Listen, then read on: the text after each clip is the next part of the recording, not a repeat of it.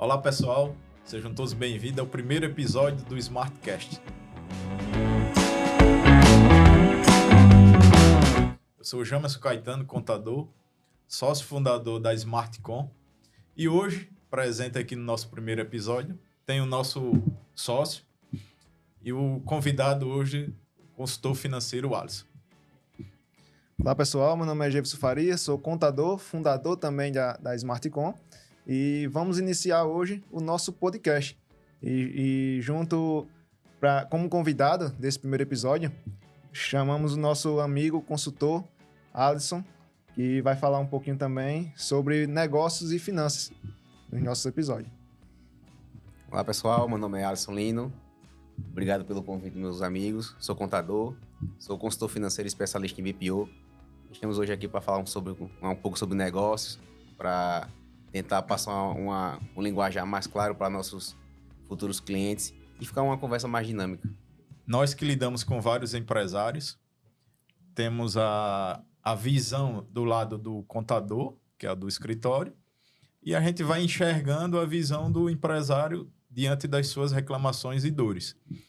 E diante disso, a gente idealizou o canal mais um canal de informação, né? Porque hoje a gente tem o WhatsApp, tem Instagram, tem e-mail, tem o próprio telefone, tem a visita em loco e tem um canal de informação que hoje é o Smartcast, que é levar esse tipo de informação mais próxima para aquele que está tão necessitado.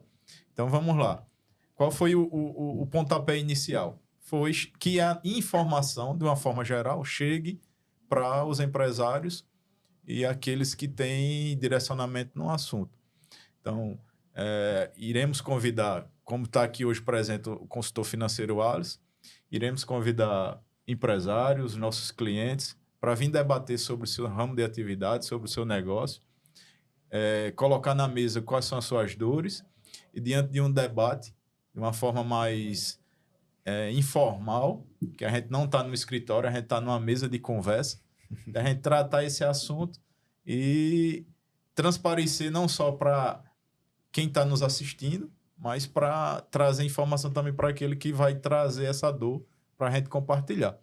E nós sempre conversamos isso no escritório e viabilizamos essa forma de trazer esse canal de mais informação para todos nós. Não é isso, Jefferson? Perfeito. Antes de a gente iniciar o assunto de fato, que a gente vai falar de um assunto bastante interessante, que é o mundo dos negócios, acho que a gente pode iniciar falando um pouquinho do nosso currículo, até para a gente conhecer um pouco mais das nossas experiências. Sim. Então, acho que pode começar, Jamerson. Sou Jamerson, sou formado em administração e ciências contábeis. Desde quando saí de Viçosa, que é a nossa cidade natal, sempre tive a ideia de entrar no mundo dos negócios, que eu sempre vislumbrei que o empresário ele tem uma visão muito diferente do mundo, né? Que ele passa por muitas dores, lida com muitas coisas, muitas pessoas, e eu sempre fiquei muito curioso desse mundo dos negócios. Passei 19 anos como gestor financeiro de um grupo, e no momento que veio a pandemia, eu tive que sair do grupo. O grupo teve algumas dificuldades financeiras, tá? E foi quando eu disse, agora eu vou empreender na área que eu almejo, que é a contabilidade, e não só a contabilidade. A contabilidade, ela entra num mundo gigantesco, que é o mundo do negócio do cliente. Então, a gente que lida com vários clientes, a gente entra num mundo totalmente diferente a cada dia, né? Então, a gente tem vários serviços, vários comércios, indústrias, e cada um tem um ponto em comum. Então, sempre almejei isso, entrar, discutir, conversar. É uma coisa que a gente busca muito isso no escritório, que é conversar e ouvir o nosso cliente, e dali a gente tem uma noção do que é que ele está passando e passar uma ideia melhor. Então, eu já trabalho há mais de 20 anos no mercado. Já, como se diz, com 20 anos de mercado, você passou por várias crises, né? temos os sobes e desces dos negócios, da economia. A gente está passando por um momento também agora na nossa economia, bastante turbulento. E a gente aqui não vem só tratar a contabilidade em si, para não ficar um assunto muito específico, mas falar de um modo geral e daí a gente, na contabilidade, encontrar uma solução. Então, está aqui o Jamerson. Passo a bola para você, Gevson. Vamos lá. Hoje eu tenho 31 anos, mas posso dizer que eu comecei o empreendedorismo a gostar de contabilidade a partir do momento que eu escolhi o curso de contabilidade, lá em 2011. Lá quando eu me formei no ensino médio, e eu tive que escolher um curso. E aí eu fui aprender um pouquinho o que a contabilidade fazia. E aí eu fui pesquisar e gostei. A partir do momento que eu vi que toda empresa precisa de um contador, aí eu disse, eu acho que essa é a minha área. Eu não me familiarizava com a questão da administração, do curso de administração, porque eu já tinha feito alguns cursos avulsos e não gostei tanto do curso de administração. Acho que é mais para quem já tinha uma empresa. Não era o meu caso naquela época. Então, eu escolhi contabilidade ali. A partir dali, foi quando eu tive meu primeiro emprego como vendedor numa loja de roupa. E daí eu até perdi um pouquinho da timidez nessa época, que eu era muito tímido, ainda sou um pouco, mas melhorei bastante a partir desse momento, como vendedor. E fiquei um ano lá nessa loja e depois fui para uma empresa comercial, trabalhar no setor financeiro. Era contas a pagar. Depois fui promovido para controlador. Nessa empresa eu fiquei durante 10 anos, ou seja, de 2012 a 2022, né? Fiquei nessa empresa. Na verdade, fiquei 10 anos e 9 meses, ou seja, foi em 2023 que eu saí de lá. E eu tive essa experiência bastante enorme no sentido de financeiro, e eu pude ver de perto o que a empresa passava por dentro. Aí eu senti em 2019, quando eu ainda estava trabalhando lá, eu senti a necessidade de empreender. Porque eu vi que eu tinha capacidade de ajudar outras empresas a prosperar. Então eu tinha um conhecimento ali, mas eu não podia ficar preso numa empresa só. Eu precisava passar para outras empresas esse meu conhecimento. E daí, com a minha formação, que eu tive em 2016, eu pude tirar meu CRC e pude começar a empreender. Eu comecei ali como MEI, ajudando os MEI a empreender. E depois eu senti necessidade de ir para uma ME. E para isso eu precisava de um escritório. Aí foi quando eu conheci o Jamerson, e a gente pôde montar um escritório, hoje é a Smartcom, que lá em meados de 2019 a gente planejou, 2020 a gente fez de fato a Smartcom, em plena pandemia. E foi quando a gente, com 0 clientes, a gente conseguiu... Aquele turbilhão de coisa na pandemia. A gente conseguiu conseguir cliente a cliente, porta a porta ali, e levar o nosso serviço para os empreendedores da região. Começamos em Viçosa, hoje a gente atendemos quase que o estado todo. Né? Verdade. E um detalhe que, como toda profissão, na faculdade é muito diferente do nosso dia a dia, né? Então, são coisas que a gente tem que enfrentar no nosso dia a dia, que foge dos livros da contabilidade. Mas, enfim, hoje o contador tem uma visão, não só hoje, mas de muito tempo, mas hoje está cada vez mais, que ele está virando um psicólogo das empresas, né? Que ele está tratando de vários assuntos dentro da empresa, não só a contabilidade. E faz sentido a visita do Alisson hoje, o convite do Alisson como gestor financeiro. A gente também tem uma importância grande no financeiro das empresas, porque um dos principais problemas que existe hoje nas empresas é o financeiro, né? Então, a gente vê muito empresa fechando e, às vezes, não só porque problemas de venda, às vezes tá vendendo e não está tendo o controle ideal das suas finanças, né? Então, é igual na vida pessoal. Quando a gente gasta mais do que recebe, desanda alguma coisa na nossa vida pessoal e da mesma forma nas empresas, né?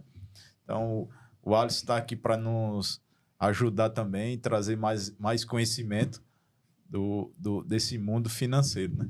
É isso mesmo, James. Pegando um gancho aí na questão do currículo de vocês, a minha história é um pouco diferente. É porque cada um tem sua história, né? Tem seu livre-arbítrio, né? É um pouco diferente. Na realidade, eu não escolhi a contabilidade, né? Eu também sou contador de formação. A contabilidade que me escolheu, né? Que eu sou da área da agrária. Estudei lá no IFAL, que antes era SESMAC. E aqui é Cefet. Foi a É Tifal. isso, SESMAC é isso. Foi a Tifal, A virou Tifal, Cefet. Cefet, e depois tive a transição para o Instituto Federal, que é o IFAL hoje, Hoje né? é IFAL. Isso. É antigo. É antigo, sou um pouco antigo. Aí eu estudei técnica agrícola, né? Trabalhei na área durante 7 anos. E a contabilidade me escolheu no sentido que eu estava querendo fazer um curso superior e o curso das agrárias sempre foi diurno, não tinha necessidade de trabalhar. Então, procurei num rol de cursos noturnos que eu poderia fazer. E na oportunidade, eu trabalhava em Palmeira dos Índios e teve um concurso lá para a cidade de Santana de Ipanema. Aí eu disse, vou fazer o concurso para minha área de técnica agrícola para ver se eu consigo passar. Passei. Aí eu vi que tinha universidade lá, que é o FAO. Eu vou tentar fazer, só que na época só tinha ciências econômicas e ciências contábeis. Nenhuma das duas sabia o que era. Aí fui pesquisar as duas. Me identifiquei um pouco mais com a contabilidade. Justamente por isso que o Jesus falou, né? Tentar agregar informação para o empresário, ajudar de forma mais assertiva. Aí isso me identifiquei mais do que as ciências econômicas. Aí fiz, na época, o Enem e passei também. Então, eu usei o útil ao agradável. Fui para a cidade. Eu cheguei lá já dizendo que queria sair. Não senti da cidade ser ruim, que a cidade é maravilhosa. Mas no sentido que querer trabalhar na profissão. Eu sempre fui assim. Se eu tiver a formação, eu faço tudo para trabalhar nela. Então, quando eu terminei a faculdade, botei currículo em todo escritório de contabilidade que existe aqui em Alagoas, não só Alagoas, no Brasil inteiro. E comecei a mandar currículo, passei na seleção e a partir daí eu não fiquei parado, né? Trabalhando nesse pouco tempo, um pouco mais de 5 anos na área contábil, eu vi que justamente a necessidade dos empresários tem a dificuldade de gestão financeira, lidando no dia a dia.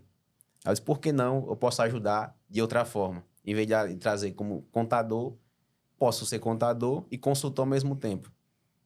Então, larguei um trabalho que eu tinha recentemente, para trabalhar justamente nessa área de gestão financeira. Justamente o que você estava falando, James. Hoje, eu vou dizer uma estatística, porque eu não tenho um número agora de forma fidedigna, mas a maioria dos empresários hoje, ele não faz o seu controle financeiro.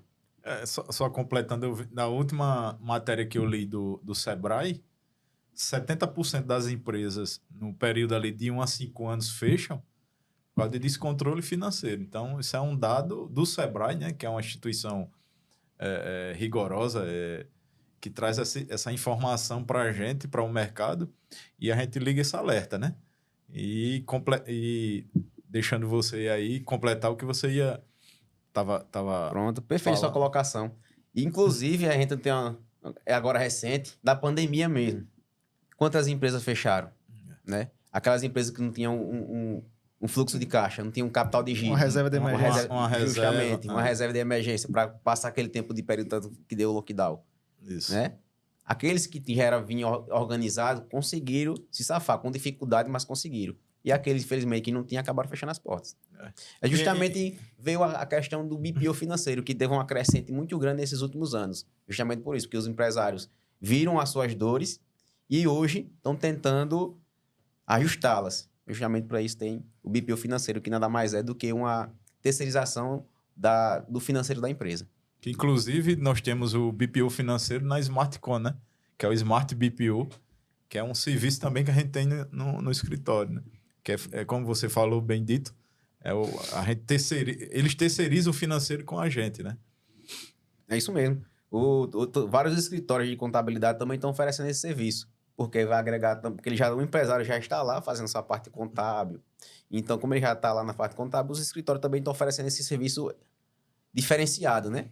Porque ele não vai dar só a informação contábil ao seu cliente, ele vai dar também um suporte financeiro, que é justamente a dor dele, né? Para crescer tanto o escritório hoje, como também a empresa, que às vezes estão crescendo de uma linha só, de um segmento só. É porque, historicamente, o empresário, o pessoal por inteiro, não é muito ligado no financeiro, né? Tanto nas contas pessoais. É difícil a pessoa ser regrado ali no financeiro. Então, como é que ele vai tomar conta das contas da empresa? Na verdade, ele gosta de ver só o dinheiro, né?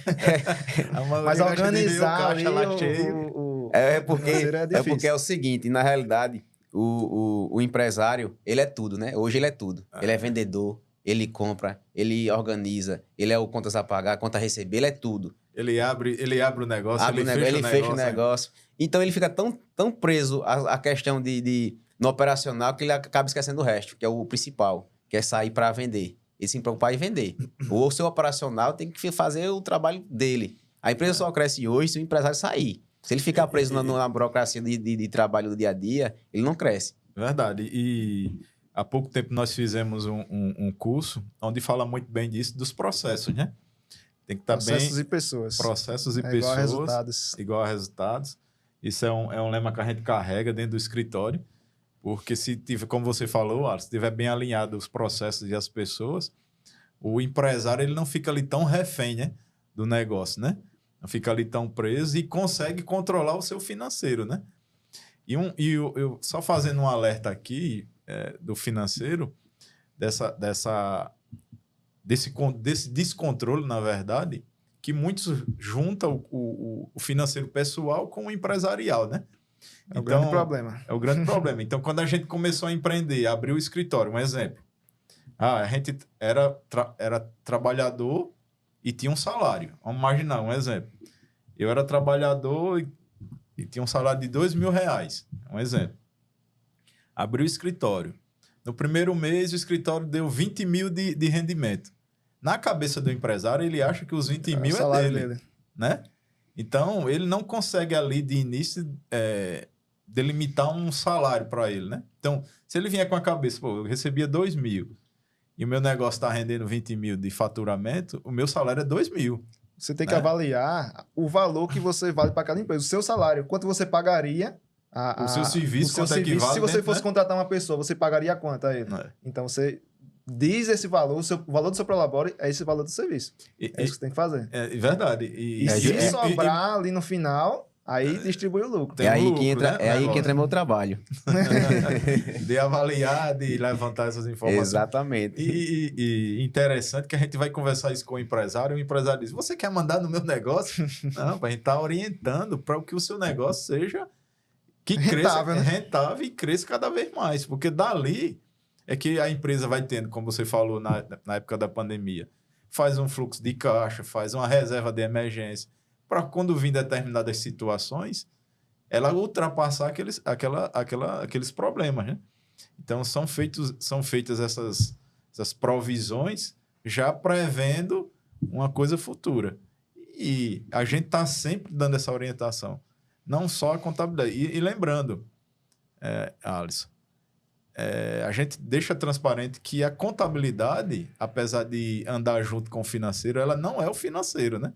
Porque às vezes a gente vai vender o serviço do BPO financeiro, o cara diz, mas você já não é o contador da minha empresa?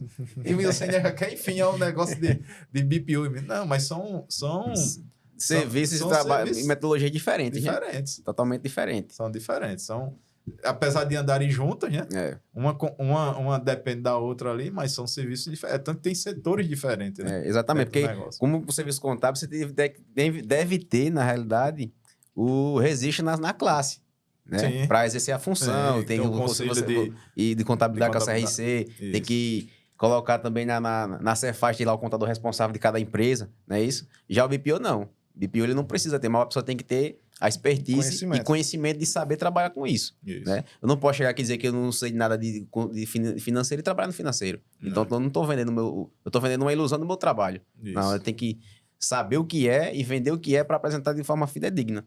Porque o que é a consultoria financeira, como a gente tem falado lá, além de ser a terceirização do seu negócio, a gente apresenta gráficos e dados para o empresário, dizendo a ele o quê?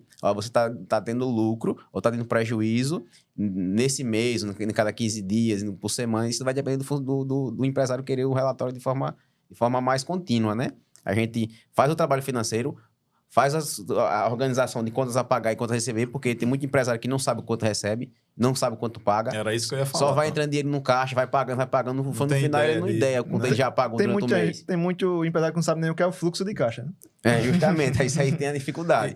Quanto às mais vezes- e quanto sobra. E às vezes, como você diz, vai pagando umas coisas ali do dia a dia e não vai tomando Não nota, vai anotando. que não tem nem ideia do que tá gastando, né? Isso. E tem muito que leva, assim, paga despesa desnecessária. O que seria despesa desnecessária? Tem boleto a ser vencido daqui a 15 dias, ou passa o tempo ele não percebe, e quando vai pagar, paga com juros. É. Isso é uma despesa que ele tem que não é desnecessária. Ele não precisava pagar isso. Se ele tivesse o controle financeiro, ele não passava despercebido, porque ia ter a questão de agendamento. E de agendamento dificilmente vai passar.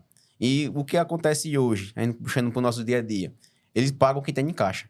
Ó, tem um tanto boleto para pagar Às hoje. vezes é- Eu tenho um saldo em caixa? Às vezes é capital de giro que É. tá faltando. E E- às vezes, é. falta de capital de giro é falta de precificação correta, né? Também tem isso. E tem isso. Então, dentro do negócio, Existe são vários rol de... de setores para a gente olhar e, né, e tentar identificar ali. Só pra gente ter ideia. Faz pouco que a gente tá conversando, mas a gente já viu e já tá vendo aqui vários gargalos que os empresários têm, né? Isso. E não é só E que muitos vender. não enxergam. Tem que capacitar. É, Tem que se capacitar cada dia mais, se né? capacitar. Tem aí o Sebrae, que ele custeia parte de alguns cursos, né, de alguns treinamentos. A gente já fez vários no escritório, via Sebrae. E E aí, nosso escritório mesmo também já o faz. nosso escritório, exatamente. Para os nossos clientes. Sim, A gente faz workshop, Smart com Data aí com... isso. A gente Alisson, a gente tem sempre teve, desde o início do escritório, da Smartcom, a gente sempre quis tratar uma dor do cliente. Qual é a grande dor do cliente de contador? É que o contador é só o entregador de guia e levador de impostos, né? Mas a gente tem, o empresário tem que enxergar que o contador ele é um parceiro dele no negócio. Porque o contador ele pode destravar e destrava o negócio dele em certos momentos, né? Uma delas é o financeiro, como o Jeves falou. Existem clientes nossos que estavam vendendo, sendo que não estava sabendo precificar o produto. Então, tinha um volume de venda grande, entrava dinheiro no caixa. Quanto mais vendia, tinha mais prejuízo. Quando mais vendia, Porque tinha mais prejuízo. tava vendendo abaixo do custo. Abaixo do custo, estava levando prejuízo, na verdade, o nome certo é isso, levando prejuízo na venda. E o principal que se afeta é o financeiro, né? Então, a gente ouviu muito isso dos nossos clientes. Rapaz, eu vendo, bato meta, não sei o quê, e não tem dinheiro em caixa e está no negativo. E aí começa a pegar empréstimo, né? A botar dinheiro do próprio bolso no negócio. E às vezes, muitas vezes, a gente identifica que é a precificação do serviço ou do produto que não está condizendo com o dia a dia da empresa ali, né? Então, a gente entra com esse serviço também para dar esse apoio no escritório. A gente precifica o item, analisa, deixa planilhas de fluxo de caixa, orienta para que aquele empresário tenha o mínimo de noção, o início de noção da situação dele financeira também. Então, a gente tem essa preocupação com os clientes de levar mais essa informação, mais esse conhecimento. Agregando a isso, a gente tem os eventos que a gente promove. Agora, dia 1 e 2 de agosto de 2024, estamos fazendo workshop. Então, assim, sempre pensando em capacitar, em orientar, em trazer informação para o cliente, porque ele é o maior beneficiário nisso tudo e a gente, por tabela, ganha nisso, né?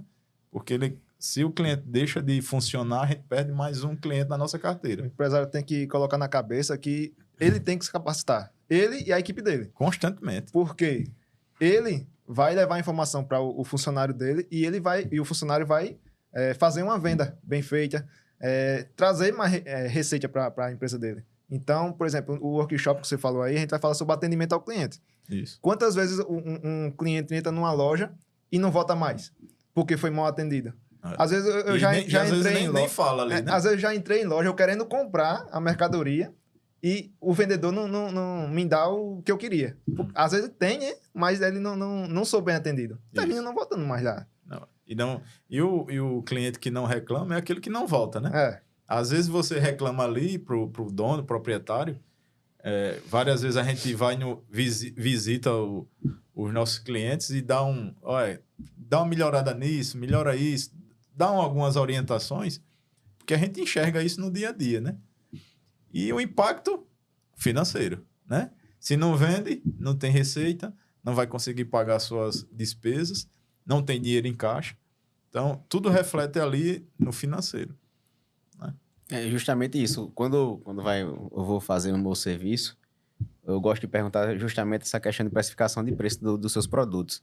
Por que eu faço essa pergunta? Para ver se realmente o que ele está vendendo, ele está tendo a sua margem de contribuição em cima disso. Vou dar um exemplo. Uma loja, por exemplo, comprou uma mercadoria fora do estado.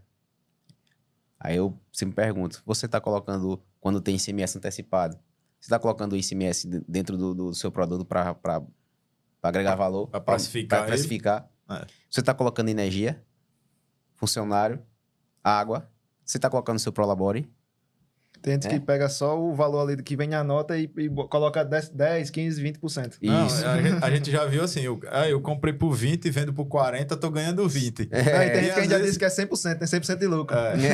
E ali tá perdendo. Tá perdendo, justamente. Porque quando você coloca o valor do produto junto com as outras despesas que ele tem no seu dia a dia, acaba ele levando prejuízo, justamente isso que vocês estão falando.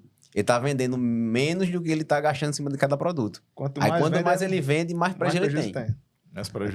Teve um cliente nosso que falou que ele vendia muito bem um produto, mas a margem dele era negativa. Então, quanto mais vendia, mais prejuízo ele tinha. Ele tinha lucro pelos outros produtos, mas esses produtos específicos ele estava levando prejuízo. Levando prejuízo.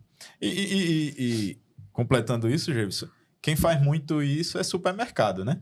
Supermercado, ele queima um item ali levando prejuízo, que na verdade, como eles dizem, é uma isca, né?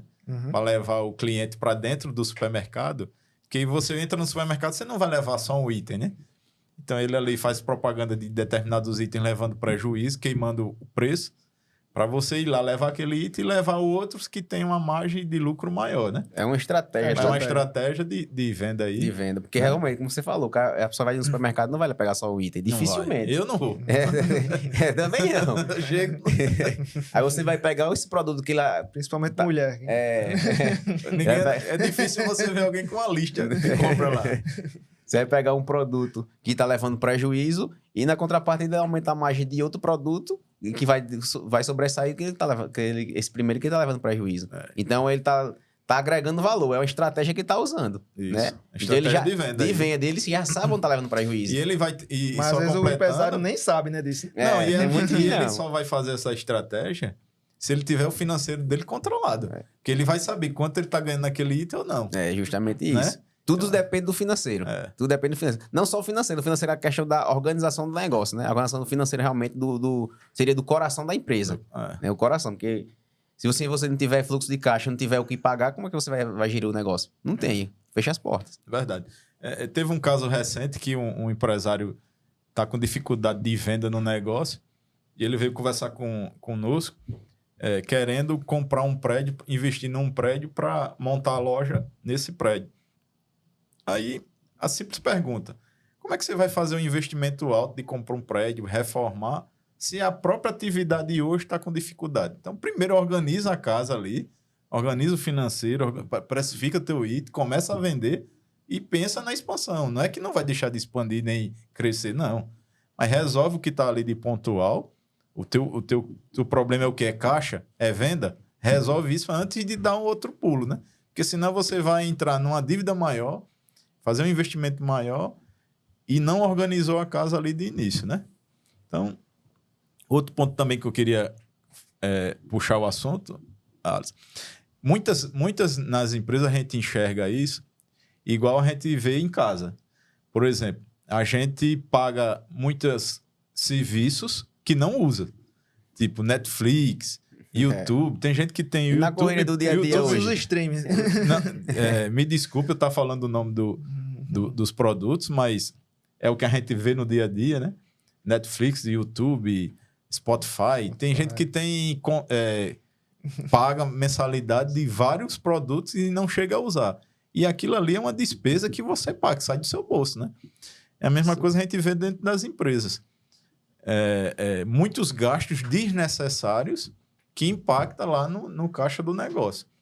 Então, quando a gente começa a ter esse controle, fazer o fluxo de caixa, ter a planilha tendo o acompanhamento das despesas, você começa a identificar alguns itens ali que dá para cortar e diminuir de despesa do negócio, né? A gente faz tudo um levantamento, quais são as despesas realmente que são desnecessárias, né? Só para dar um exemplo, hoje tem 2 opções para o empresário. 2 caminhos, na realidade, né? Antes do BPO vir aparecer essa questão de terceirização financeira do negócio. Primeiro pagar um funcionário, para a pessoa ficar mais livre e correr atrás do que ele quer, realmente o empresário quer vender, né? 2 opções. A primeira ele contratar uma pessoa, um funcionário dentro da empresa, né? Só que para contratar uma pessoa, primeiro ele ia perder um pouco de tempo, porque teria que preparar, capacitar esse funcionário, para pegar ter confiança, para depois ele cair para a venda.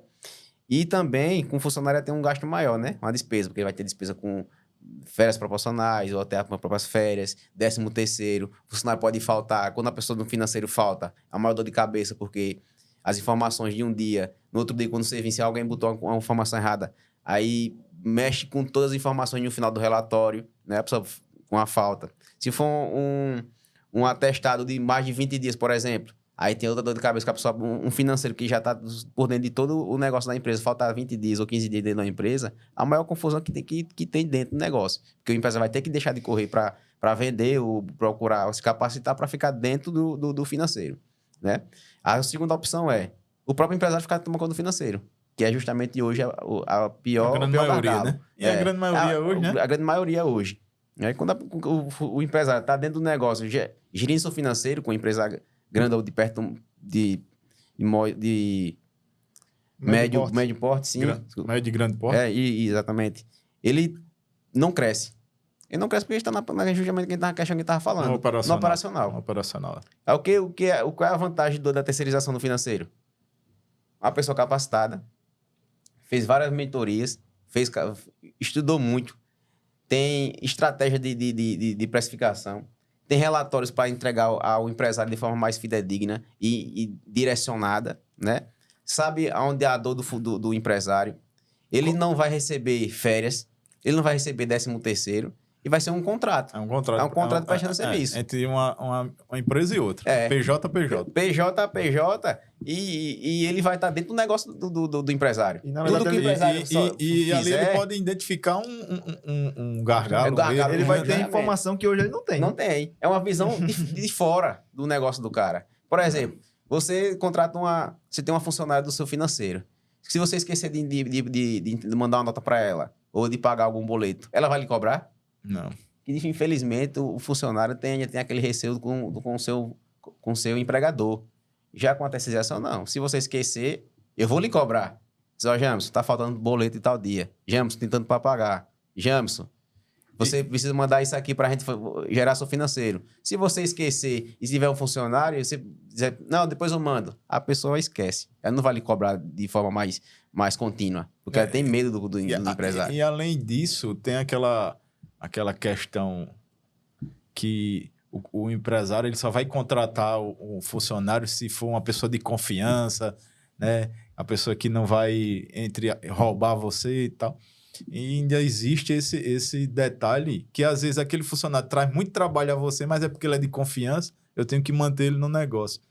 E numa terceirização dessa, como você está falando, isso passa longe, né?